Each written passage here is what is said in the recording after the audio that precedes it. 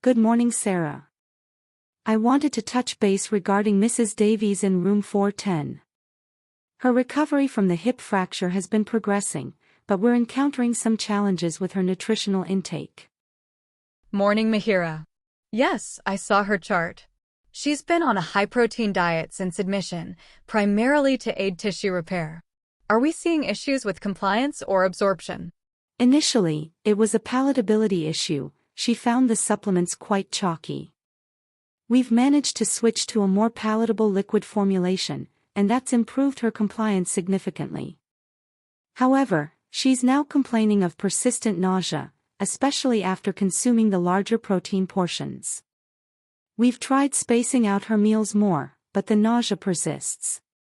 Interestingly, she also mentioned a metallic taste, which I initially linked to a new iron supplement, but that's since been discontinued. Her blood work last week showed good albumin levels, so malabsorption isn't our primary concern. The main issue now is her aversion to fats. She's pushing away anything with even a moderate fat content, and this is severely impacting her overall caloric intake, hindering her progress. We're losing the battle on calorie density. I see. So, Mihira, despite the protein compliance, the fat aversion is a significant barrier. That certainly complicates achieving adequate energy for recovery. Precisely. She's losing weight, not gaining. Her muscle mass is barely holding, which is paramount for her rehabilitation.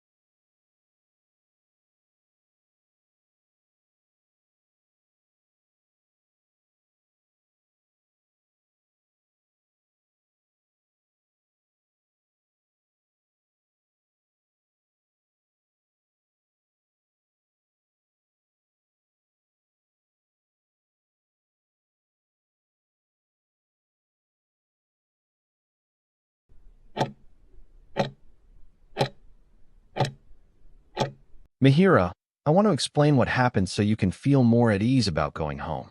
What you experienced is called vasovagal syncope, and while it can be frightening, it is actually one of the most common types of fainting and not a sign of a serious heart or neurological condition. Think of it as your body's protective wiring being a little too sensitive in that moment. Essentially, a sudden trigger, whether it was the sight of blood, feeling overheated, standing for too long, or even stress, caused your nervous system to overreact. This led to a sudden drop in both your heart rate and blood pressure all at once, which means there was a temporary reduction of blood flow to your brain, causing you to briefly lose consciousness. The most important thing to know is that your body naturally corrects itself, which is why you woke up quickly once you were lying down. This is a manageable condition, not a dangerous one. We are confident in discharging you because we have ensured you are stable, and now that you understand the triggers, you can take simple steps to prevent it from happening again.